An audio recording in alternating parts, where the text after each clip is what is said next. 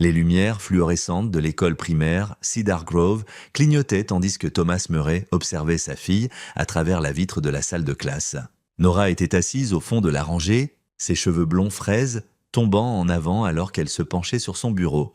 Évitant délibérément tout contact visuel avec les autres enfants, autrefois, elle s'asseyait devant, la main toujours levée la première. C'était il y a 3 mois. Thomas était ingénieur en structure depuis 15 ans, construisant sa carrière de la même manière qu'il construisait tout le reste. Méthodiquement, avec précision et soin, il concevait des ponts qui transportaient des milliers de personnes en toute sécurité au-dessus des rivières, calculant les capacités de charge au kilogramme près. Pourtant, il ne parvenait pas à comprendre ce qui brisait sa fille de 10 ans de l'intérieur. L'enseignante, Madame Rodriguez, apparut à ses côtés dans le couloir. « Monsieur Murray, je suis contente que vous soyez venu tôt. Pouvons-nous parler ?» Ils se dirigèrent vers la salle de classe voisine. Elle ferma la porte et sortit un dossier. Les notes de Nora ont chuté de manière significative, mais ce n'est pas ce qui m'inquiète le plus.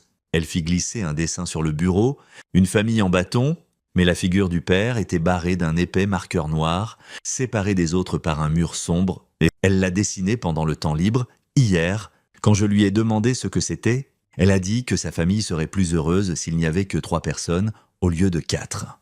Thomas sentit sa poitrine se serrer.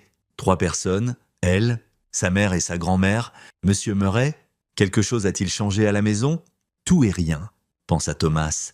La mère de Shelby, Dixie Wright, avait emménagé il y a 6 mois après avoir prétendu ne plus pouvoir payer son appartement. Ce qui devait être temporaire était devenu permanent. La maison à Riverside avait assez d'espace pour des chambres et un sous-sol aménagé. Mais ces derniers temps, on avait l'impression que les murs se resserraient. « Ma belle-mère vit avec nous », dit Thomas avec prudence. « C'est un ajustement. » L'expression de Madame Rodriguez changea. Quelque chose de compréhensif traversa son visage. « Je vois, Monsieur Murray, j'enseigne depuis 20 ans. J'ai vu ce qui arrive quand les enfants sont pris au milieu de conflits d'adultes. Quoi qu'il se passe, veuillez y remédier rapidement. » Nora se replie sur elle-même d'une manière qui m'inquiète profondément. Ce soir-là, Thomas rentra à la maison et trouva Dixie dans la cuisine en train de préparer le dîner comme si elle était chez elle. Elle avait 62 ans, des cheveux teints en auburn et un sourire qui n'atteignait jamais ses yeux bleus froids. Elle avait été belle autrefois, supposa Thomas, mais l'amertume avait creusé de profondes rides autour de sa bouche. « Tu es en retard ?» dit-elle sans lever les yeux de la cuisinière. « Shelby a emmené Nora à son cours de danse. J'ai fait un détour par l'école de Nora. »« Oh !» Le ton de Dixie était léger, mais ses épaules se tendirent. Son enseignante est inquiète. Elle dit qu'elle se replie sur elle-même. Ses notes baissent. Dixie se tourna, spatule en main. « Eh bien, Thomas, les enfants ressentent le stress. Peut-être que si tu passais moins de temps au travail et plus à la maison, elles se sentiraient plus en sécurité. » C'était une tactique familière, une déviation enveloppée de sollicitude. Thomas avait appris à ne pas s'engager. Où est ce cours de danse? Nora n'en a jamais parlé avant. Shelby pensait que ce serait bon pour elle. L'aider à se faire des amis. Le sourire de Dixie était sirupeux. Une mère sait ce dont sa fille a besoin. Je suis son père. J'aurais dû être consulté. Bien sûr. Mais tu es si occupé avec tes ponts et tes bâtiments. Shelby et moi essayons juste de combler les lacunes. Thomas prit une bouteille d'eau du réfrigérateur et monta dans son bureau à domicile, la seule pièce de la maison qui lui semblait encore sienne. Il sortit son téléphone et appela Shelby. « Hé !» répondit-elle, la voix tendue. « Nous sommes en route pour rentrer. » Depuis quand Nora prend-elle des cours de danse? Une pause. Maman l'a suggéré. Elle pensait. Ta mère l'a suggéré ou toi? Thomas. Ne commence pas. Maman essaie juste d'aider. Aider. L'enseignante de Nora m'a montré un dessin aujourd'hui. Notre fille a dessiné notre famille avec moi. Barré. Silence. Puis, elle traverse juste une phase. Une phase. Shelby. Quand est-ce qu'on a eu une conversation pour la dernière fois sans l'opinion de ta mère? Ce n'est pas juste, c'est de la famille. Moi aussi, Nora aussi, mais ces derniers temps, on se sent comme des intrus dans notre propre maison. Il entendit la voix de Dixie en arrière-plan, tranchante et insistante. Le ton de Shelby changea. Je ne peux pas en parler maintenant. Nous serons à la maison dans 10 minutes. L'appel se termina. Thomas s'assit à son bureau, fixant une photo de famille d'il y a 3 ans, avant Dixie, avant la distance qui s'était installée entre lui et Shelby comme un cancer. Sur la photo, Nora souriait. édentée et échevelée, assise sur ses épaules à la foire du comté. Elle avait mangé tant de barbe à papa qu'elle avait failli vomir sur la grande roue. Ils en avaient ri pendant des semaines. Quand avait-elle cessé de rire avec lui? La porte d'entrée s'ouvrit en bas. Thomas entendit la voix de Shelby, puis celle de Dixie, puis celle de Nora, douce et hésitante.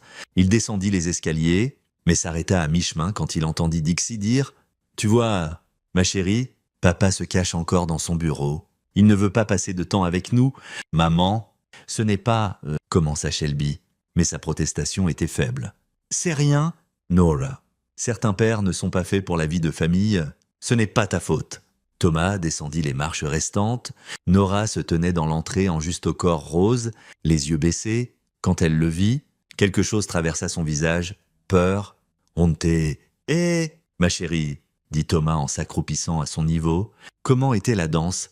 Nora jeta un regard à Dixie avant de répondre. « Bien. Juste bien. As-tu appris quelque chose de cool ?» Je suppose. Dixie intervint. « Elle est fatiguée. Thomas. Longue journée. Pourquoi ne la laisses-tu pas se reposer ?» Thomas l'ignora, gardant son attention sur Nora. « Veux-tu me montrer ce que tu as appris ? Peut-être plus tard ?»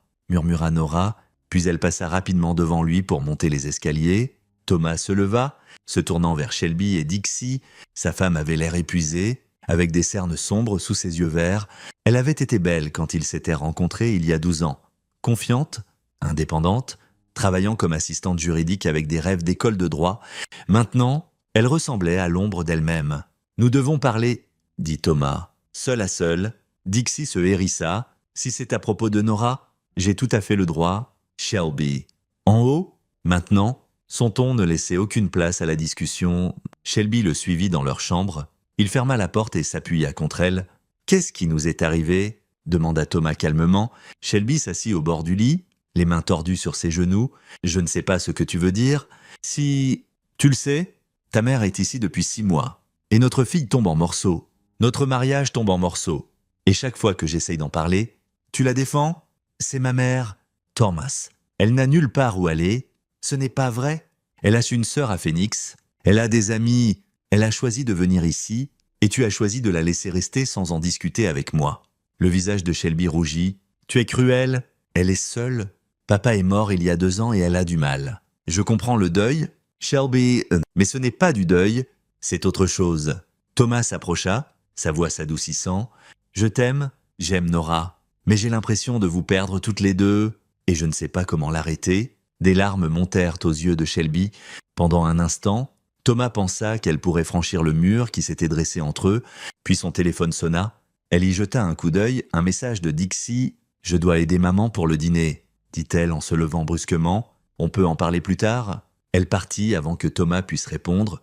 Il s'assit sur le lit qu'il partageait à peine depuis des mois et fixa le plafond, se demandant quand sa maison était devenue un champ de bataille où il livrait une guerre qu'il ne savait pas comment gagner. Les 2 semaines suivantes passèrent dans une routine étouffante.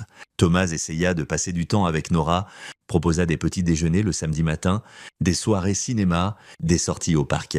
Chaque fois, Dixie avait déjà prévu quelque chose, une journée spa, grand-mère petite-fille, une virée shopping spéciale, une visite au musée, toujours présentée comme des gâteries du temps de lien spécial, et Shelby le permettait à chaque fois. Thomas commença à tout documenter. En tant qu'ingénieur, il faisait confiance aux données, aux preuves, aux schémas. Il nota les fois où Dixie interrompait ses conversations avec Nora, les commentaires subtils qui le minaient. « Papa est trop occupé pour ça. On ne devrait pas déranger papa. Il a un travail important. Papa se fâche quand on est trop bruyant. » Il n'avait jamais été en colère à cause du bruit. Il avait construit une cabane dans les arbres à Nora l'été dernier, l'avait aidé à attraper des lucioles, lui avait appris à faire du vélo, mais ses souvenirs étaient effacés, réécrits en temps réel. Un jeudi soir, Thomas rentra tôt, espérant surprendre Nora. Il se gara dans le garage et entra par la porte de la cuisine. Silencieux, des voix provenaient du salon. « Ton papa ne comprend pas à quel point tu es spécial », disait Dixie. « Il est toujours au travail. » Toujours distrait. « Mais mamie et maman, on te voit, on t'aime. Mais papa travaille dur pour nous ?» répondit la petite voix de Nora. « Oh, ma chérie, il travaille parce qu'il veut, pas parce qu'il doit. S'il t'aimait vraiment, il prendrait du temps. Il te choisirait plutôt que son boulot. » Thomas resta figé dans le couloir. « Est-ce que papa, Est-ce qu'il regrette que je sois née demanda Nora, la voix brisée. Allons, je n'ai pas dit ça. Mais parfois les adultes ont des enfants parce qu'ils pensent qu'ils le doivent, pas parce qu'ils le veulent vraiment, et ensuite ils réalisent d'à quel point c'est du travail, et ils le regrettent. Dixie. Ça suffit, dit enfin Shelby d'une voix ferme. Je suis juste honnête avec elle, Shelby. Mieux vaut qu'elle sache maintenant plutôt que d'avoir le cœur brisé plus tard. Thomas entra dans la pièce. Toutes les trois sursautèrent. Le visage de Nora pâlit. Nora, va dans ta chambre, dit Thomas d'une voix calme et mortelle. Thomas, commença Shelby. Maintenant, Nora. Sa fille s'enfuit. Thomas attendit d'entendre sa porte se fermer à l'étage avant de se tourner vers Dixie. Qu'est-ce que vous croyez faire? Bon sang, Dixie se leva, se redressant de toute sa hauteur. Je protège ma petite fille de la douleur d'avoir un père absent. Absent. J'habite ici.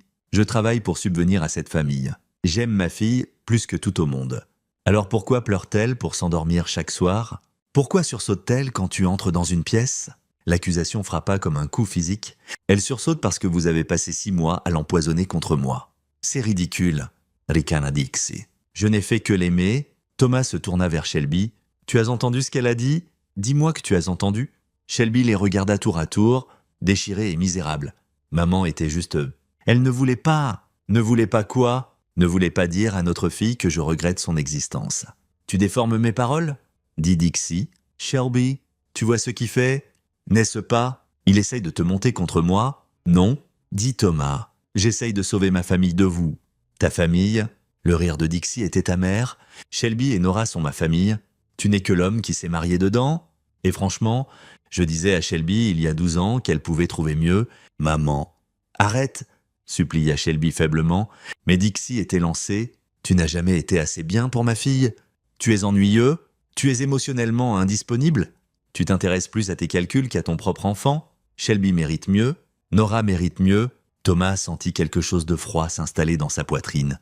Ce n'était pas juste de l'ingérence. C'était une destruction intentionnelle.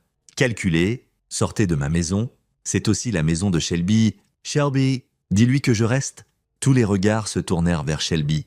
Elle resta là, silencieuse, le visage effondré. Le silence s'étira jusqu'à ce que Thomas ne puisse plus le supporter. Bien, dit-il. Je pars ça? Il prit ses clés et sortit, monta en voiture et roula sans but dans les rues calmes de Riverside. Son téléphone sonna. Shelby, il l'envoya sur messagerie. Il sonna encore, 5 fois avant qu'elle arrête. Thomas se retrouva au bureau, assis seul dans la salle de conférence sombre surplombant la ville. Il avait construit sa carrière en comprenant comment les structures tiennent ensemble, comment calculer le point exact où le stress devient trop et où quelque chose s'effondre. Sa famille était à ce point, peut-être au-delà. Son téléphone vibra, un message de Shelby. « S'il te plaît, rentre, nous devons parler. » Un autre message, d'un numéro inconnu. « Monsieur Murray, c'est Madame Rodriguez. » Nora était très perturbée aujourd'hui. Elle m'a demandé si les pères pouvaient arrêter d'aimer leur fille. « Je suis inquiète. Appelez-moi, s'il vous plaît. » Thomas fixa son téléphone, la rage et l'impuissance rugissant en lui, puis il ouvrit ses contacts, fit défiler jusqu'à son avocat, un ami d'université nommé Miguel Baker, qui l'avait aidé pour l'achat de la maison. Il était 22 heures, mais Miguel répondit à la 3e sonnerie. « Thomas, tout va bien, j'ai besoin de connaître mes options, » dit Thomas. « Mon mariage pourrait se terminer et je dois protéger ma fille. »« Raconte-moi tout. » Thomas le fit. Miguel écouta sans interrompre. Et quand Thomas eut fini, Miguel resta silencieux un long moment. « Première chose demain matin, » dit Miguel. « On documente tout, chaque instance d'aliénation parentale, chaque commentaire minant. On construit un dossier, parce que si ça va au tribunal pour la garde, tu auras besoin de munitions. Je ne veux pas de tribunal pour la garde. Je veux récupérer ma famille. Je sais, mais espère le meilleur. Prépare-toi au pire. C'est pour ça que je suis là. » Thomas le remercia et raccrocha. Il resta dans l'obscurité jusqu'à minuit, puis rentra chez lui. La maison était sombre sauf une lumière, la chambre de Nora. Il pouvait voir son ombre bouger derrière les rideaux. Trop tard pour qu'une enfant de 10 ans soit encore éveillée. Il entra discrètement. La porte de la chambre de Dixie était fermée. Shelby dormait dans leur lit ou faisait semblant. Thomas monta les escaliers jusqu'à la chambre de Nora et frappa doucement. « Entrez », dit une petite voix. Nora était assise sur son lit, entourée d'animaux en peluche, les yeux rougis par les larmes. Thomas s'assit à côté d'elle, et pendant un moment, aucun ne parla. « Papa » murmura enfin Nora, « est-ce que tu m'aimes » Thomas la serra dans ses bras, la tenant fort. « Plus que tout au monde entier, tu es la meilleure chose qui me soit arrivée. Rien ne changera jamais ça. Mamie a dit, mamie a tort. Complètement, totalement tort. Je passerai chaque jour du reste de ma vie à te le prouver. » « D'accord » Nora hocha la tête contre sa poitrine. Ils restèrent ainsi jusqu'à ce qu'elle s'endorme, et Thomas l'aborda soigneusement en se levant pour partir. Il remarqua son sac à dos près de la porte, partiellement ouvert. À l'intérieur, un cahier, et sur la page visible, écrit de son écriture soignée. Façon d'être moins embêtante pour papa. La liste le détruisit. Il ferma sa porte doucement et descendit à la cuisine où il trouva Shelby qui l'attendait. Le visage pâle et tiré. « Nous devons parler » dit-elle. « Oui » acquiesça Thomas. « Nous devons. » Ils s'assirent à la table de la cuisine, la même table où ils avaient partagé des milliers de repas, où ils avaient annoncé à Nora qu'elle allait être grande sœur avant la fausse couche, où ils avaient ri, planifié et construit une vie. Maintenant, elle ressemblait à une table de négociation. « Ta mère doit partir » dit Thomas sans préambule. Les mains de Shelby se serrèrent autour d'une tasse de thé froid. « Elle n'a nulle part où aller. Ce n'est pas vrai, et nous le savons tous les deux. Elle a des options. Ce qu'elle n'a pas, c'est le droit de détruire le sentiment de valeur de notre fille. Elle ne fait pas ça. Arrête, s'il te plaît. Arrête de la défendre. J'ai trouvé une liste dans le sac de Nora. Façon d'être moins embêtante pour papa. Notre fille pense qu'elle est un fardeau pour moi parce que ta mère lui a dit exactement ça pendant 6 mois. » Le visage de Shelby se décomposa. « Je ne savais pas que c'était si grave. Parce que tu n'as pas fait attention, ou tu as fait attention et tu as choisi ta mère plutôt que nous. Ce n'est pas juste. N'est-ce pas ? Chaque fois que j'ai soulevé des préoccupations, tu les as balayées. Chaque fois que j'ai essayé d'établir des limites avec Dixie, tu m'as miné. Je ne suis pas l'ennemi ici, Shelby. Mais je suis traité comme tel dans ma propre maison. » Shelby s'essuya les yeux. Maman a traversé tant de choses. Après la mort de papa, elle était si perdue. Je ne pouvais pas l'abandonner. Je ne t'ai jamais demandé de l'abandonner.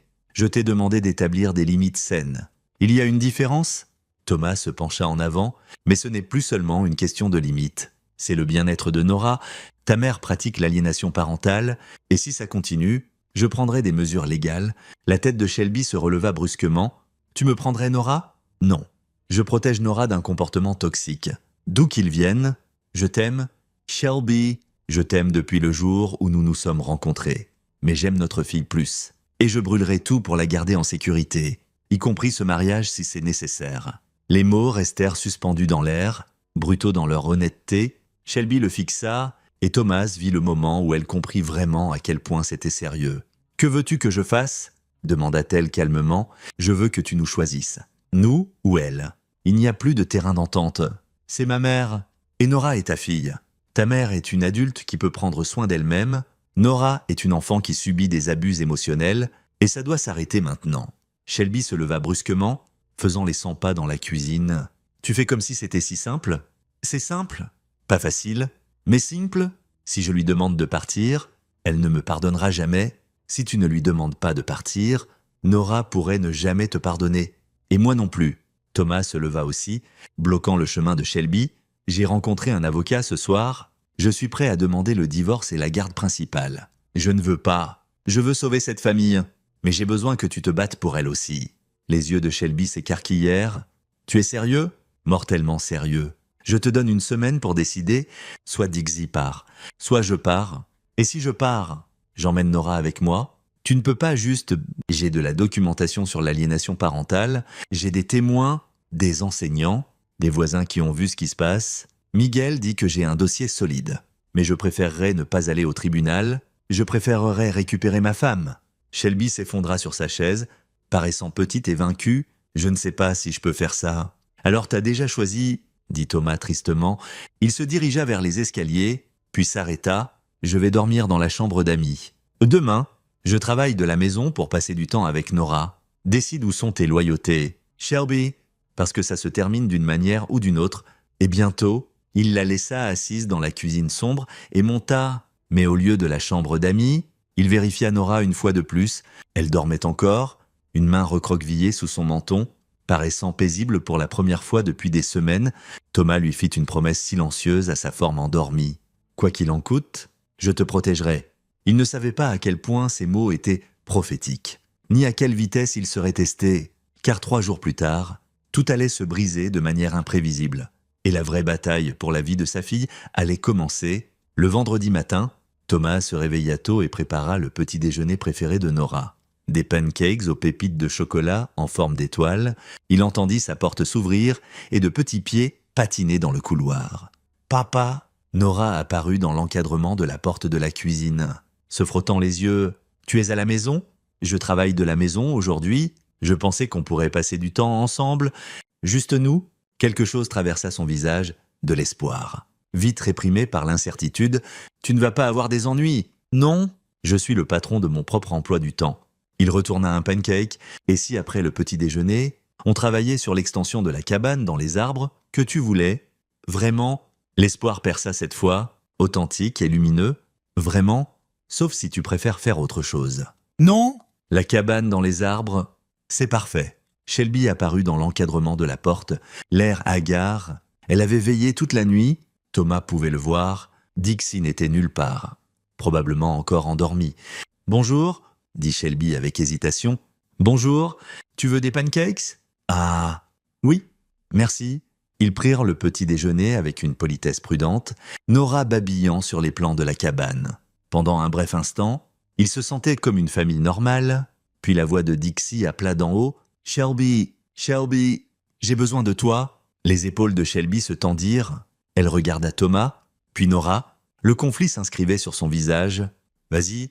dit Thomas calmement. « On rangera !» Après le départ de Shelby, Nora aida Thomas à débarrasser les assiettes. « Papa, pourquoi mamie est toujours fâchée contre toi ?» Thomas choisit ses mots avec soin. « Parfois, les adultes ne sont pas d'accord sur des choses. Ça ne veut pas dire que quelqu'un est un mauvais. Mais elle dit que tu ne nous aimes pas. » Thomas s'agenouilla à son niveau, prenant ses 2 mains. « Écoute-moi attentivement. Ma chérie, j'aime toi et ta mère plus que tout au monde. Ça ne changera jamais. Si quelqu'un te dit le contraire, c'est un mensonge. D'accord ?» Nora hocha lentement la tête. « D'accord ? Maintenant, et si on allait construire cette extension de cabane avant qu'il fasse trop chaud ?» Ils passèrent la matinée dans le jardin, mesurant et coupant du bois. Thomas montra à Nora comment utiliser le niveau, comment enfoncer un clou droit. Elle était douée, prudente et précise. Ils travaillèrent ensemble, et Thomas sentit la distance entre eux commencer à se refermer. Vers midi, Shelby apporta des sandwichs et de la limonade. Dixie était avec elle, l'expression aigre. « N'est-ce pas cosy ?» dit Dixie. « Jouer au charpentier pendant qu'il y a du travail à faire dedans ? On crée des liens ?» dit Thomas calmement. « Quelque chose qu'on n'a pas assez fait ces derniers temps. »« Oui ? Eh bien, Nora doit se préparer. Nous avons des plans cet après-midi. »« Non, » dit Thomas. « Nora et moi avons des plans. Vous devrez reporter. » Le visage de Dixie se crispa. « Pardon, vous m'avez entendu ? Nora et moi passons la journée ensemble. Shelby, vas-tu le laisser me parler comme ça ?» Shelby les regarda tour à tour, et Thomas retint son souffle. C'était son choix. « Là, maintenant, maman, » dit Shelby lentement. « Peut-être que Thomas a raison ? Ils devraient passer du temps ensemble. Ce n'était pas exactement prendre son parti, mais ce n'était pas prendre celui de Dixie non plus. Du progrès ? Peut-être l'expression de Dixie devint hideuse. « Je vois, eh bien, ne venez pas pleurer vers moi quand il vous déçoit toutes les deux à nouveau. » Elle rentra en trombe dans la maison. Nora avait l'air inquiète. « Mamie est fâchée contre moi. »« Non, bébé, » dit Shelby en s'agenouillant. « Mamie a juste du mal à s'ajuster aux choses. Ce n'est pas ta faute. » Les yeux de Thomas et Shelby se rencontrèrent au-dessus de la tête de Nora. Quelque chose passa entre eux, une compréhension fragile, peut-être le début d'une alliance. Ils passèrent l'après-midi ensemble, tous les 3. Ils terminèrent l'extension de la cabane, puis Nora voulait montrer à sa mère tout ce que Thomas lui avait appris. Shelby grimpa dans la cabane et ils s'assirent là, les jambes ballantes, pointant du doigt des oiseaux et des nuages. Pour la première fois depuis des mois, Thomas sentit l'espoir. Ce soir-là, après que Nora se soit endormie, Shelby trouva Thomas dans son bureau. « J'ai parlé à maman aujourd'hui, » dit-elle. « Je lui ai dit qu'elle devait trouver son propre endroit. Je lui ai donné 60 jours. » Thomas se leva, osant à peine y croire. « Tu l'as fait ? Elle ne l'a pas bien pris. Mais tu avais raison. J'ai choisi elle plutôt que toi et Nora. Et ça s'arrête maintenant ?» Des larmes coulaient sur le visage de Shelby. « Je suis tellement désolé. Thomas, j'ai laissé les choses devenir si graves.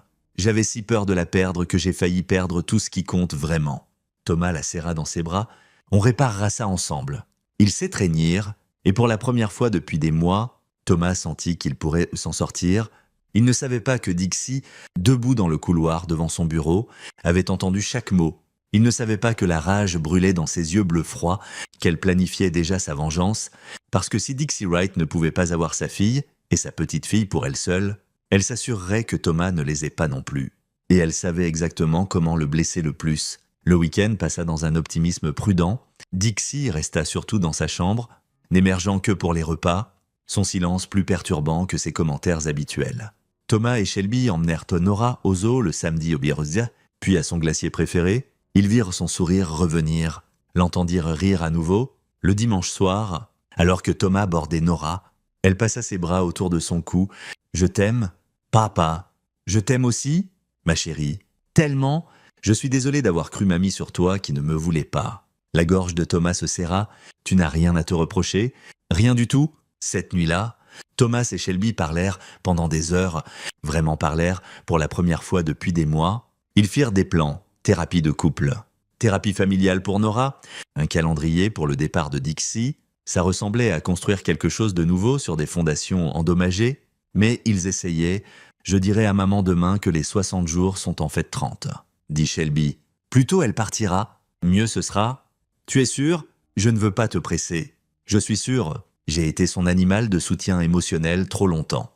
Il est temps que je mette ma vraie famille en premier. » Thomas l'embrassa, et pour la première fois depuis des mois, ça semblait réel. Ils s'endormirent dans les bras l'un de l'autre, plein d'espoir pour la première fois depuis des mois. Le lundi matin, Thomas se réveilla avec Shelby qui le secouait. « Thomas, Thomas, réveille-toi !» Il s'assit, groggy. « Qu'est-ce qui ne va pas ?» Nora n'est pas dans sa chambre.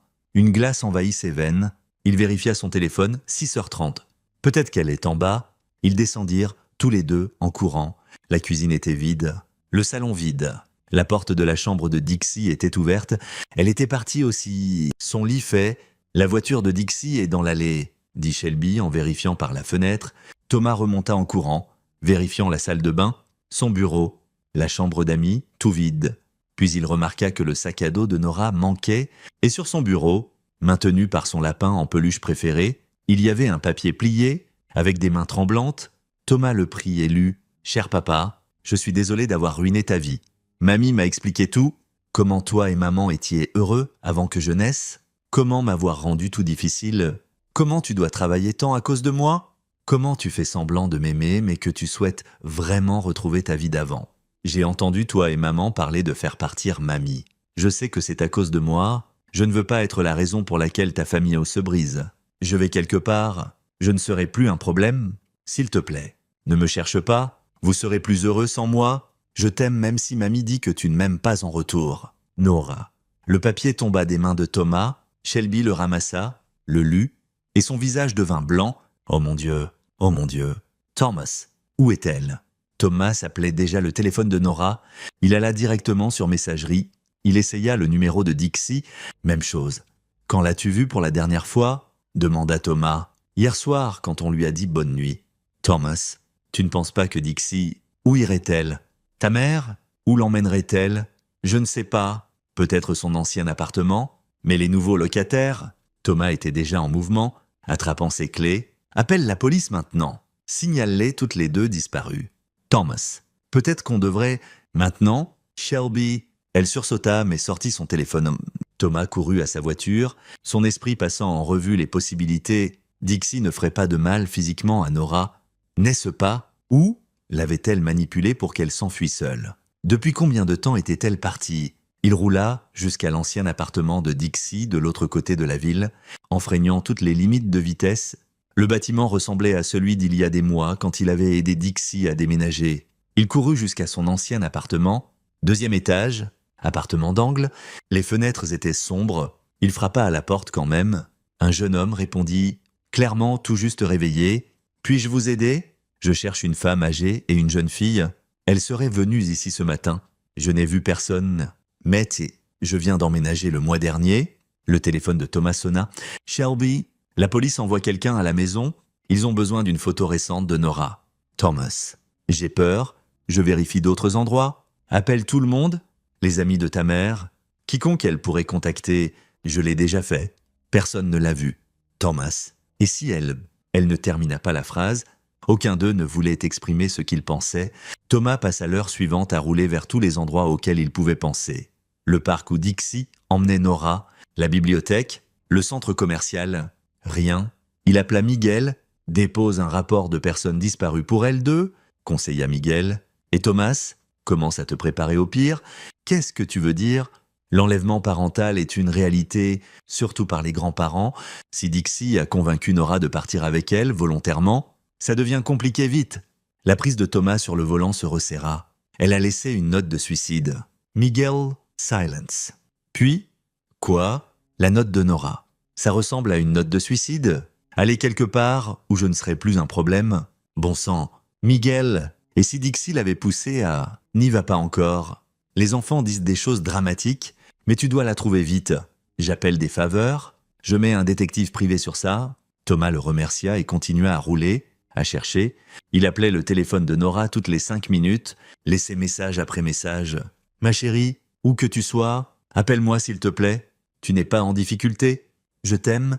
S'il te plaît, fais-moi juste savoir que tu es en sécurité. » À 10h47, son téléphone sonna. Numéro inconnu. « Allô ? Est-ce Thomas Murray ? » Une voix de femme. Professionnelle. « Oui ? Qui est-ce ? Ici l'hôpital général de Riverside. Monsieur, votre fille est aux soins intensifs. Vous devez venir immédiatement. » Le monde bascula. Qu'est-ce qui s'est passé ? Est-elle ? Monsieur, venez à l'hôpital s'il vous plaît. 4e étage. Soins intensifs. Demandez le docteur Patterson. L'appel se termina. Thomas fit déjà demi-tour, appelant Shelby avec des mains tremblantes. Ils l'ont trouvé. À l'hôpital. Rejoins-moi là-bas. Il ne attendit pas sa réponse. Il poussa la voiture à 145 km/h, grillant des feux rouges, ne se souciant de rien sauf d'atteindre sa fille. Le trajet de 15 minutes prit 8 minutes. Il abandonna sa voiture dans la voie d'urgence et courut à l'intérieur. Ne s'arrêtant pas jusqu'au 4e étage, un médecin le rencontra, une femme dans la cinquantaine aux yeux bienveillants. « Monsieur Murray, je suis le docteur Patterson. Votre fille a été amenée par ambulance il y a environ 1 heure. Qu'est-ce qui s'est passé ? Où est-elle ? Elle est stable maintenant. Mais c'était juste une joggeuse l'a trouvée sur le vieux pont du Moulin vers 9h ce matin. Elle avait grimpé sur la rambarde. Thomas sentit ses genoux flancher. Le docteur Patterson le stabilisa. La joggeuse l'a convaincu de descendre, mais Nora était en hypothermie et en état de choc. Nous la traitons maintenant. Elle demande sans cesse après vous. Puis-je la voir ? Oui, mais monsieur Murray, je dois vous avertir, elle est très fragile. Physiquement et émotionnellement, nous avons appelé un consultant psychiatrique. Le docteur Patterson le conduisit à une chambre au mur de verre. À l'intérieur, Nora était allongée dans un lit qui semblait énorme autour de son petit corps. Elle était connectée à des moniteurs et avait une perfusion dans le bras. Son visage était pâle, ses yeux fermés. Thomas entra et ses yeux s'ouvrirent. « Papa ?» Il fut à son chevet en 2 enjambées, prenant sa main avec soin. « Je suis là, bébé, je suis juste là. » Des larmes coulèrent des coins de ses yeux. « Je suis désolé, je suis tellement désolé. »« Chut, tu n'as rien à te reprocher. Mamie a dit, la voix de Nora était à peine un murmure, elle a dit que tu serais plus heureux si je... » Thomas sentit la rage et le chagrin bouillonner en lui. Il les repoussa, se concentrant seulement sur sa fille. « Mamie mentait, tu comprends ? Elle mentait surtout. Mais, elle a dit, je sais ce qu'elle a dit. Et rien n'était vrai. Pas un mot, tu es la meilleure chose dans ma vie. La toute meilleure, je t'aime plus que respirer. » Nora sanglota, et Thomas la serra aussi doucement qu'il le pouvait, attentif à la perfusion et au moniteur. J'étais si confuse. Pleura-t-elle ? Mamie n'arrêtait pas de dire des choses, et maman ne l'arrêtait pas. Et je pensais que c'était peut-être vrai. Où est ta grand-mère maintenant ? Je ne sais pas. Elle m'a conduite au pont ce matin. Elle a dit qu'on allait quelque part de spécial. Mais quand on est arrivé, elle m'a dit de sortir de la voiture. Elle a dit que c'était le meilleur endroit pour moi, que tu comprendrais, que tu serais soulagé. Le sang de Thomas se glaça. Elle t'a amené au pont ? Nora hocha la tête contre sa poitrine. Elle a dit de sauter et que toute la douleur s'arrêterait, que je ne serais plus un fardeau, mais je n'ai pas pu. J'avais si peur. Je me suis tenu sur la rambarde et je n'arrêtais pas de penser à toi, qui m'apprenais à faire du vélo, qui me lisait des histoires au coucher, qui construisait la cabane, et je n'ai pas pu. Dieu merci, souffla Thomas. Dieu merci que tu n'aies pas pu. La dame joggeuse est venue et m'a parlé. Elle a dit que je devrais descendre. Mamie s'est fâchée et est partie en voiture. Elle m'a laissé là, puis la joggeuse a appelé les urgences. Thomas leva les yeux et vit Shelby dans l'encadrement de la porte. Le visage cendreux, elle avait tout entendu. « Où est ma mère ?» demanda Shelby. La voix creuse. « Partie, » dit Thomas. Elle a laissé Nora sur ce pont pour qu'elle meure. Shelby vacille. S'agrippant au cadre de la porte, une infirmière apparut, l'aidant à s'asseoir sur une chaise. Le docteur Patterson entra dans la chambre. « Monsieur et Madame Murray, je dois vous informer que nous sommes légalement tenus de signaler cet incident. Les services de protection de l'enfance ont été notifiés et la police veut vous parler à tous les deux. »« Bien » dit Thomas d'une voix dure, « parce que je veux que Dixie Wright soit arrêtée pour tentative de meurtre. » Shelby émit un son comme un animal blessé. Thomas la regarda et vit sa propre rage reflétée dans ses yeux. « Je témoignerai contre elle ?» dit Shelby. « Je leur dirai tout. »« Thomas, je suis tellement désolé. J'ai failli la laisser tuer notre fille. »« Pas maintenant ?» dit Thomas. « Pour l'instant, on se concentre sur elle. » 2 policiers arrivèrent dans l'heure. Thomas fit une déclaration, leur montrant la note de Nora, expliquant les mois d'abus psychologiques, le schéma d'aliénation parentale. Quand il décrivit Dixie amenant Nora au pont et lui disant de sauter, la main d'un officier se crispa autour de son stylo. « Nous avons émis un mandat contre Dixie Wright, » dit l'officier. « Mise en danger imprudente d'un mineur, maltraitance infantile. Et nous envisageons la tentative de meurtre selon ce que le procureur décidera de poursuivre. » « Où est-elle » demanda Thomas. « Nous la cherchons. Sa voiture a été trouvée abandonnée à une station-service à 24 km du pont. Nous avons des unités qui vérifient ses contacts connus. Après le départ de la police, Thomas resta avec Nora pendant que Shelby passait des appels à son travail, au bureau de Thomas, à tous ceux qui devaient savoir qu'il serait indisponible pour un avenir prévisible. Un conseiller psychiatrique nommé Dr. Chun vint le soir, passa 1 heure à parler avec Nora pendant que Thomas et Shelby attendaient dehors. Quand le Dr. Chun sortit, son expression était grave. Nora a été soumise à un abus psychologique systématique. Les tactiques de la grand-mère sont des manipulations classiques. Isoler l'enfant, miner le lien parent-enfant, créer une réalité déformée, ça va prendre du temps pour défaire ces dommages. « Que faisons-nous » demanda Shelby. « Thérapie intensive pour Nora. Thérapie familiale pour vous tous. De la constance, de la patience et beaucoup d'amour. La bonne nouvelle, c'est que Nora est résiliente et qu'elle a clairement un lien fort avec son père que même des mois de manipulation n'ont pas pu détruire complètement. C'est ce qui lui a sauvé la vie aujourd'hui. » Cette nuit-là, Thomas refusa de quitter le chevet de Nora. L'hôpital apporta un lit de camp et il dormit à côté de son lit. Chaque fois qu'il se réveillait, il vérifiait qu'elle respirait encore, qu'elle était encore là. Aux petites heures du matin, Nora se réveilla. « Papa, je suis là. Est-ce que mamie va revenir ? » ?»« Non. Je te promets qu'elle ne s'approchera plus jamais de toi. » Et si elle avait raison ? Et si j'étais vraiment trop embêtante ? Thomas se leva et s'approcha de son chevet. « Regarde-moi, Nora. Tu n'es pas embêtante. Tu es précieuse. Tu es voulue. Tu es aimée au-delà de toute mesure.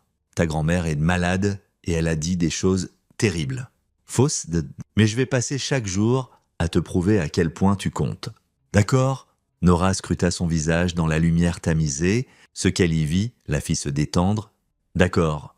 Repose-toi. Je serai juste là quand tu te réveilleras. » Tandis que Nora se rendormait, Thomas fit un vœu silencieux. Dixie Wright paierait pour ce qu'elle avait fait. Peu importe le temps que ça prendrait. Peu importe ce qu'il devrait faire. Elle affronterait la justice. Nora sortit de l'hôpital après 3 jours d'observation. Les médecins voulaient en s'assurer qu'elle était physiquement stable et que son état mental s'était amélioré. Le Dr. Chun recommanda un programme de thérapie intensive en ambulatoire et Thomas inscrivit Nora immédiatement. Shelby avait déménagé les affaires de Dixie en entrepôt, changé les serrures et appelé un avocat pour un ordre de restriction. Bien que ce soit compliqué par le fait que Dixie avait disparu, la police cherchait encore, mais elle semblait s'être volatilisée. Elle refera surface éventuellement, dit le détective Morrison à Thomas lors d'une des nombreuses mises à jour. Ils le font toujours. Nous avons alerté d'autres juridictions, signalé ses cartes de crédit, émis un avis de recherche. C'est juste une question de temps. Mais le temps était quelque chose que Thomas sentait filer. Chaque jour où Dixie restait libre était un jour où elle pouvait blesser une autre famille. Chaque jour était un jour où Nora demandait si mamie pourrait revenir. La première séance de thérapie fut difficile. Nora s'assit dans le bureau du Dr. Chun, serrant la main de Thomas, et pouvait à peine parler.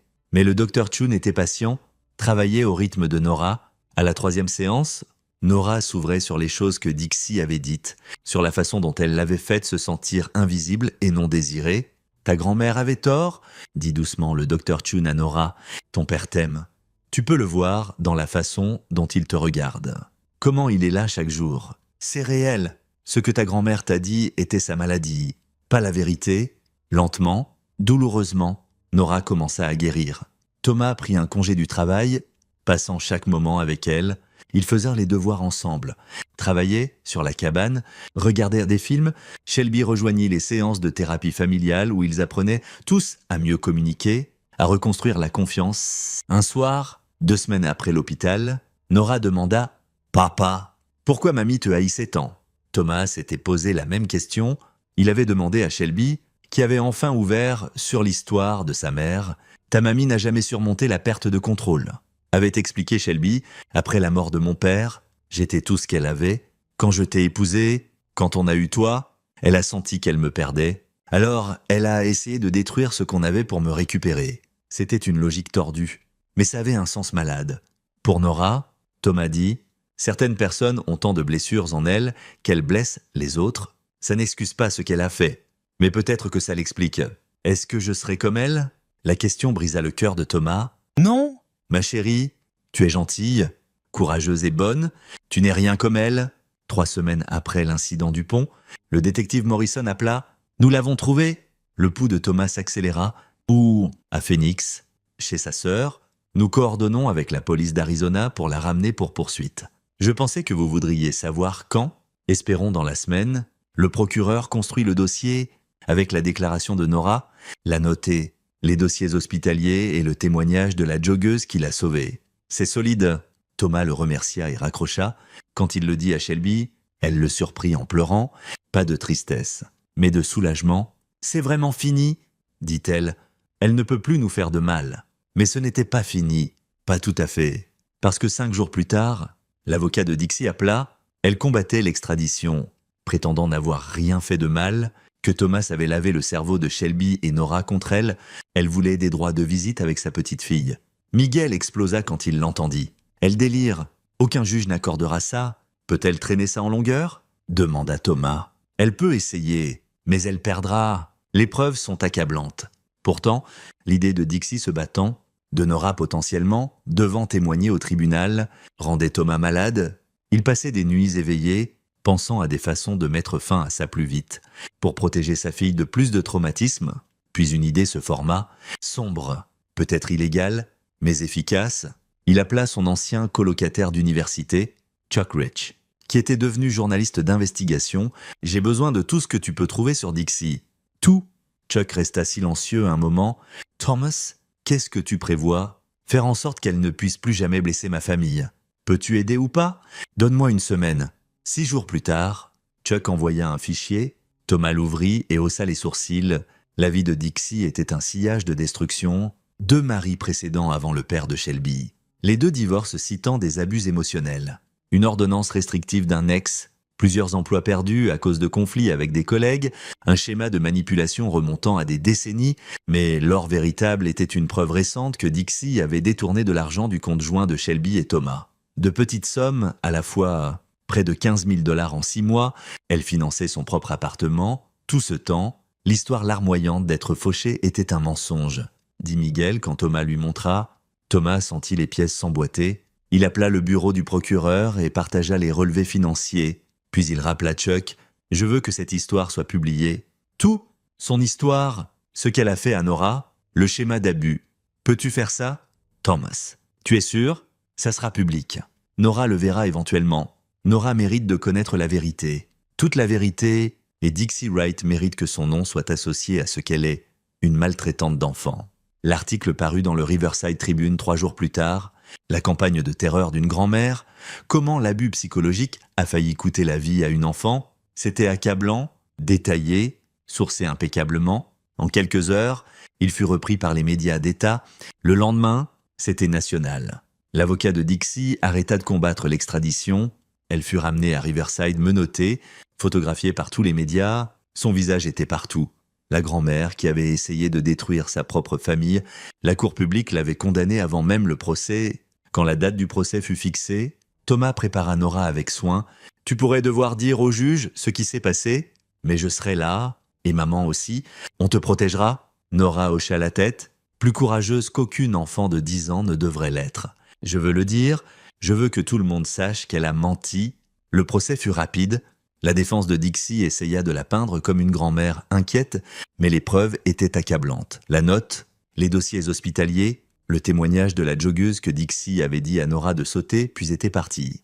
La fraude financière, le schéma documenté d'abus. Nora monta à la barre le 3e jour. Thomas observa depuis la galerie, les mains serrées si fort que ses jointures étaient de blanche. Mais Nora parla clairement, calmement, disant la vérité avec une force qui le fit éclater de fierté. Quand on lui demanda si elle aimait sa grand-mère, Nora dit « Je pensais que oui, mais le docteur Chun dit que l'amour ne devrait pas faire autant de mal. Le vrai amour ne donne pas envie de mourir. » Il n'y avait pas un œil sec dans la salle d'audience.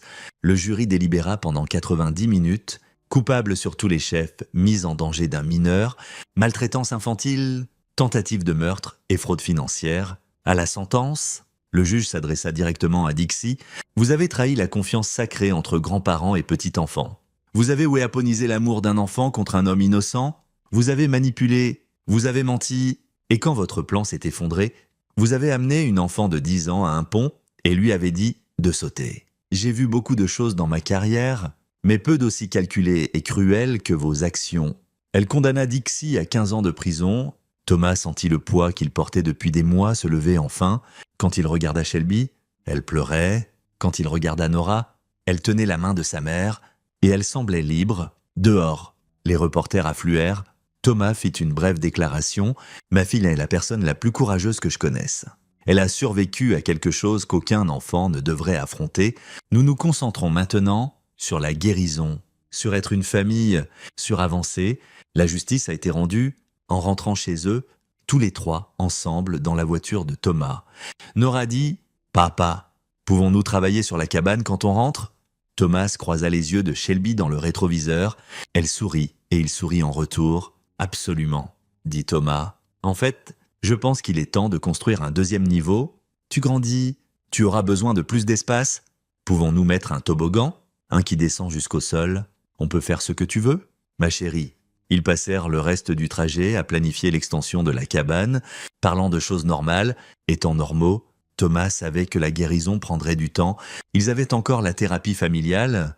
Nora avait encore des cauchemars parfois. Shelby travaillait sur sa propre culpabilité de ne pas avoir arrêté sa mère plus tôt. Mais ils étaient ensemble, ils étaient en sécurité, et Dixie Wright passerait les 15 prochaines années derrière les barreaux, incapable de blesser quiconque.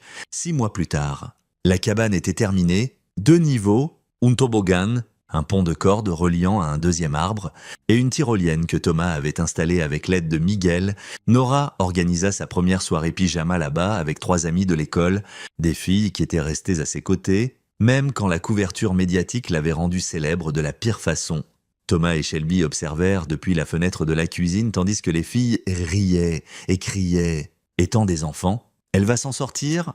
dit Shelby doucement. « Oui » acquiesça Thomas. « Nous tous. » Miguel passa avec sa femme, apportant de la bière et des histoires. Ils s'assirent sur la terrasse arrière, les adultes parlant de choses d'adultes pendant que les enfants jouaient.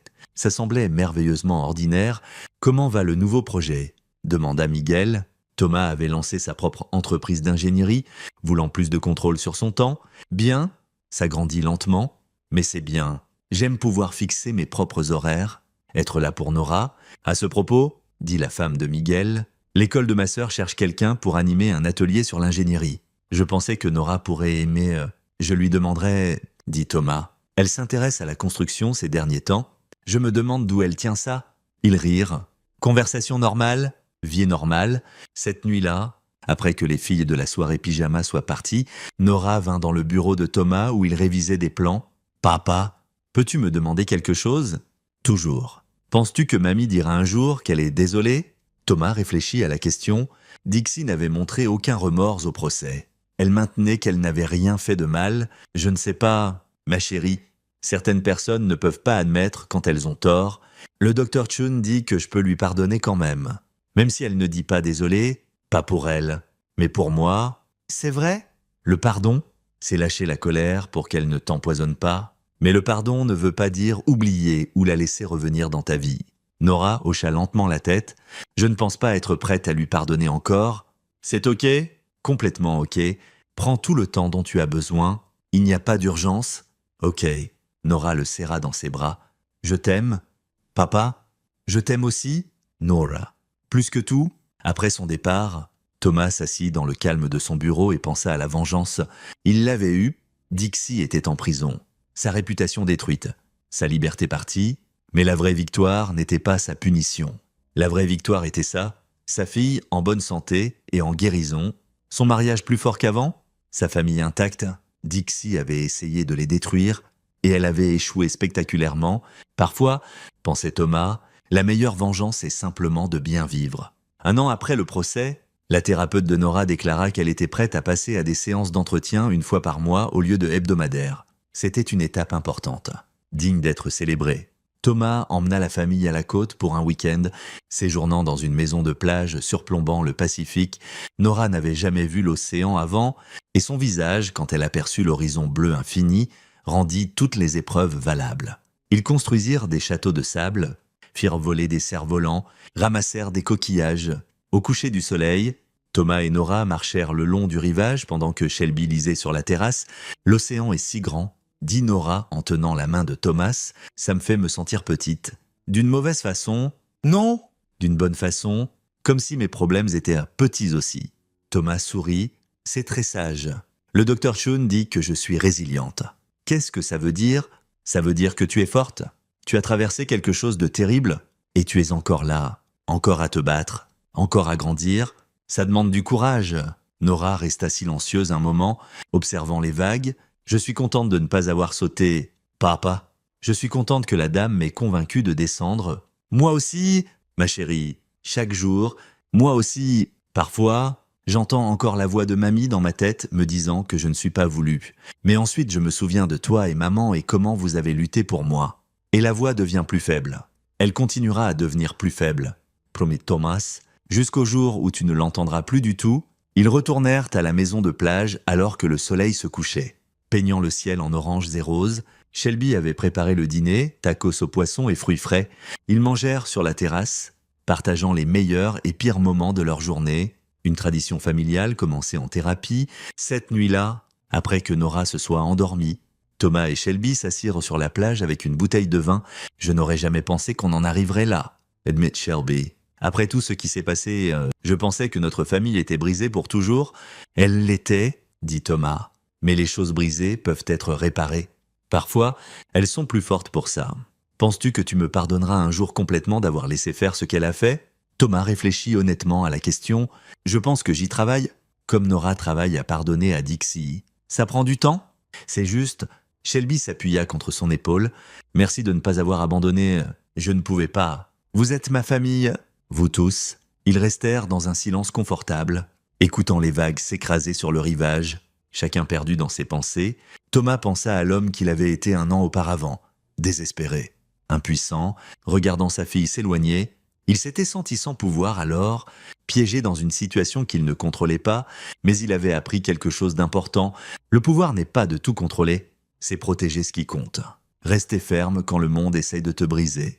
Et se battre quand quelqu'un menace ce que tu aimes. Dixie l'avait sous-estimé. Elle avait vu un ingénieur discret qui passait ses jours avec des plans et des calculs et avait supposé qu'il serait facile à détruire. Elle n'avait pas compté sur l'amour d'un père, la fureur d'un père, la détermination d'un père à protéger son enfant à tout prix. Elle avait tout misé sur les déchirés et elle avait perdu.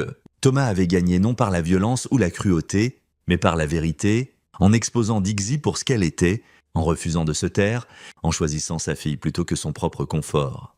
La sentence de 15 ans n'était pas assez. Pas vraiment. Aucune punition ne pouvait défaire les dommages que Dixie avait causés, mais c'était quelque chose, la justice, imparfaite, mais réelle. Et plus important, Nora était en sécurité. C'était tout ce qui comptait. « À quoi penses-tu » demanda Shelby. « Que nous avons de la chance » dit Thomas. « Malgré tout, nous avons incroyablement de la chance. Comment tu figures ça ? On aurait pu la perdre. On a failli. Mais non, elle est là, elle guérit, et on fait partie de sa vie. Ce n'est pas de la chance. C'est un miracle. » Shelby s'essuya les yeux. Quand es-tu devenu si philosophe? Probablement autour du moment où j'ai réalisé que je pouvais perdre tout ce qui compte en un instant. Ça change ta perspective? Ils terminèrent le vin, alors que la lune se levait sur l'océan. Et quand ils rentrèrent enfin, Thomas vérifia Nora une dernière fois. Elle dormait paisiblement.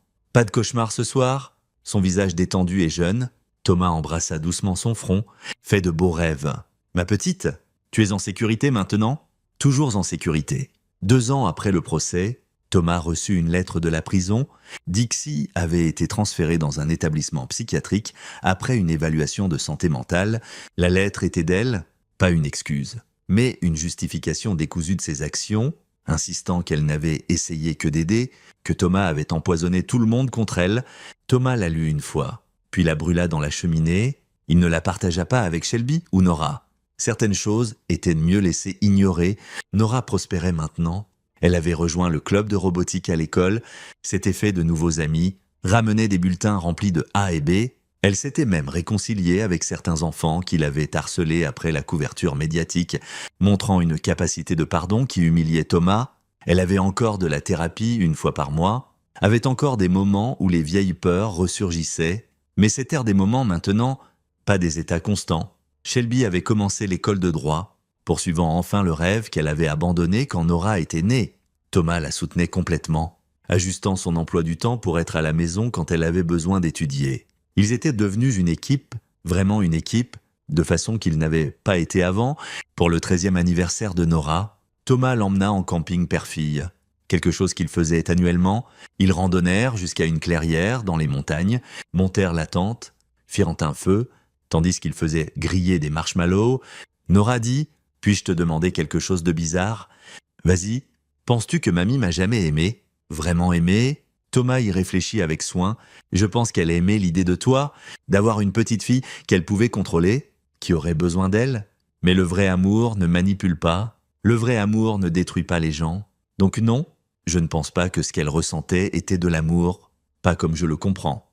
C'est triste, ça laisse. Pour elle surtout, elle aurait pu avoir une vraie relation avec toi, quelque chose de beau, mais elle a choisi le pouvoir plutôt que l'amour. Et maintenant elle n'a ni l'un ni l'autre. Je me sens désolé pour elle parfois. Admit Nora, c'est bizarre. Non, ça veut dire que tu es une meilleure personne qu'elle ne l'a jamais été. » Ils regardèrent le feu crépiter, et Thomas sentit une gratitude écrasante pour ce moment. Cet enfant, cette vie qu'ils avaient reconstruite des cendres, « Papa », Nora disait « Papa », maintenant au lieu de « Papa », un signe qu'elle grandissait. « Merci de t'être battu pour moi, de ne pas avoir abandonné, toujours, Nora, toujours. Je le sais maintenant, je le sais vraiment. » Elle lui sourit à travers le feu. « Je suis contente d'être ta fille. Je suis content que tu sois ma fille aussi. La meilleure chose qui me soit arrivée. » Ils veillèrent tard, parlant de tout et de rien. L'école, les amis, ses rêves de devenir architecte comme lui. Quand ils rampèrent enfin dans leur sac de couchage, Thomas resta éveillé, écoutant sa respiration. Cet enfant miracle qui avait survécu et prospéré malgré tout. Il pensa à nouveau à la vengeance, à comment il avait orchestré la chute de Dixie, la publicité, l'exposition, le démantèlement systématique de ses défenses, jusqu'à ce qu'il n'y ait plus nulle part où se cacher. Certains pourraient appeler ça cruel. Thomas appelait ça la justice, parce que les monstres ne devraient pas se cacher dans l'ombre. Protégés par la loyauté familiale et les convenances sociales, parfois, la seule façon d'arrêter un monstre est de le traîner à la lumière et de laisser tout le monde voir ce qu'il est vraiment. Dixie Wright avait essayé de tuer sa fille émotionnellement et finalement physiquement. Elle avait failli détruire sa famille, elle avait mérité chaque seconde de sa sentence de prison, chaque once de honte publique, chaque relation perdue et réputation détruite, et Thomas s'était assuré qu'elle obtienne exactement ce qu'elle méritait. Ce n'était pas de la vengeance, c'était de la responsabilité, et s'il y avait de la satisfaction à la voir tomber, eh bien, Thomas n'était qu'humain, il n'avait jamais prétendu être un saint. Le lendemain matin, ils plièrent le camp et randonnèrent de retour à la civilisation. En rentrant, Nora parla avec excitation de la compétition de robotique pour laquelle son équipe s'était qualifiée, du garçon de sa classe de maths qu'il avait invité au bal de 8e. De préoccupations adolescentes normales qui remplissaient Thomas de joie. C'était la victoire, pas l'emprisonnement de Dixie. Bien que ça aide, la victoire était sa fille pouvant penser à des bals et des compétitions plutôt qu'à si son père l'aimait. La victoire était reconstruire ce qui avait été brisé et le rendre plus fort. La victoire était ce moment, ce trajet, cette conversation, tout le reste n'était qu'épilogue. 5 ans après le pont, Thomas se tenait dans la foule à la remise des diplômes du lycée de Nora. Elle traversa la scène pour accepter son diplôme, des cordons d'honneur autour du cou, et quand elle le repéra dans le public, elle sourit et agita la main. La poitrine de Thomas semblait sur le point d'exploser de fierté. Après la cérémonie, Nora courut vers lui, Shelby juste derrière. Ils prirent des photos, firent des plans pour le dîner de célébration, rirent des décorations ridicules de mortier que les amis de Nora avaient créées. Une femme s'approcha, plus âgée, d'allure professionnelle. « Excusez-moi, êtes-vous Thomas Murray ?» Thomas se tendit automatiquement. « Oui, je suis le docteur Sarah Kim. J'ai suivi le cas de votre fille depuis le procès. J'écris un livre sur l'aliénation parentale et ses effets à long terme. Seriez-vous prêt à être interviewé ?» Thomas jeta un regard à Nora, qui haussa les épaules. « C'est à toi de décider. Papa, quel est l'objectif du livre ?» demanda Thomas. « Aider d'autres familles à reconnaître les signes tôt. Avant que ça n'atteigne le point où votre famille est arrivée, fournir des ressources. Sensibiliser. Votre cas est l'un des plus extrêmes et bien documentés que j'ai trouvé, mais aussi l'un des plus pleins d'espoir, parce que Nora s'est remise, votre famille s'est remise. C'est rare. » Thomas y réfléchit. « Si ça aide ne serait-ce qu'une famille à éviter ce qu'on a traversé. Je suis partant ?» Le docteur Kim sourit. « Merci, je vous contacterai. » Après son départ, Nora passa son bras sous celui de Thomas. « Regarde-nous être tout éducatif et tout. Si notre cauchemar peut aider quelqu'un d'autre, alors peut-être que ce n'était pas complètement inutile, » dit Thomas. « Ce n'était pas inutile, » dit Nora fermement. « Ça nous a rendus plus forts. Nous tous. » Au dîner de célébration, entouré de famille et d'amis, Thomas porta un toast à Nora. « Tu as accompli quelque chose de remarquable aujourd'hui. Mais honnêtement, obtenir ton diplôme du lycée n'est même pas proche de ton plus grand accomplissement. Ton plus grand accomplissement est d'être ici, heureuse et entière, après tout ce que tu as survécu. Je suis en admiration devant toi, et je suis honoré d'être ton père. » Les yeux de Nora brillèrent, mais elle sourit. « Papa, tu vas me faire pleurer dans mes pattes. » Tout le monde rit, et le moment passa en célébration familiale normale. Mais plus tard, quand ils rentrèrent, Nora trouva Thomas dans son bureau. « Hé, papa, ce que tu as dit au dîner, tu le pensais? Chaque mot. Je suis fière de moi aussi, » dit Nora. « Je ne pensais pas que je le serais. Pendant longtemps, j'avais juste honte de ce qui s'était passé, d'avoir été assez faible pour croire les mensonges de mamie. Mais le docteur Chun m'a aidé à comprendre que être manipulé ne te rend pas faible. Se battre en retour te rend forte. Tu t'es battu en retour ?» acquiesça Thomas. « Tu t'es battu si dur ?» « Nous tous. » Nora le serra dans ses bras. « Je suis contente qu'on ait gagné. Moi aussi, ma chérie. Moi aussi. » Après son départ, Thomas sortit une vieille photo, celle du lit d'hôpital de Nora, celle qu'il gardait cachée dans son tiroir de bureau. Dessus, elle paraissait petite et brisée, branchée à des moniteurs, le visage pâle. Il regardait cette photo parfois, non pour se torturer, mais pour se rappeler à quel point il avait été proche de la perdre. Se rappeler pourquoi il s'était battu si dur. Puis, il sortit une photo récente, Nora à la compétition de robotique tenant un trophée, souriant à la caméra avec toute son équipe autour d'elle. Même fille, monde différent. Thomas remit les 2 photos dans le tiroir et le ferma. Le passé était important, mais il ne les définissait plus. Ils avaient survécu, ils avaient se guéri, ils avaient se gagné, et Dixie Wright n'était plus qu'une histoire édifiante, un monstre relégué au passé où elle appartenait. Thomas éteignit la lumière de son bureau et alla rejoindre sa famille en bas, où Shelby et Nora regardaient un film et débattaient amicalement sur si la physique dans les scènes d'action était réaliste. Il s'assit entre elles sur le canapé et elles se décalèrent automatiquement pour lui faire de la place. Nora s'appuyant contre son épaule comme elle le faisait quand elle était petite. « Ça, » pensa Thomas, « c'est tout, pas la vengeance, pas la justice, pas la victoire au tribunal. Juste ça, famille. Amour, sécurité, maison, tout le reste n'était que le prix qu'il avait payé pour arriver là, et il le paierait à nouveau 1000 fois sans hésitation. Parce que, en fin de compte, la seule chose qui comptait était de protéger ceux qu'on aimait. Tout le reste n'était que détails, et Thomas Murray avait toujours été très bon avec les détails. C'est ici que notre histoire s'achève. Partagez vos pensées dans la section des commentaires. Merci pour votre temps. Si vous avez aimé cette histoire, abonnez-vous à cette chaîne. S'il vous plaît,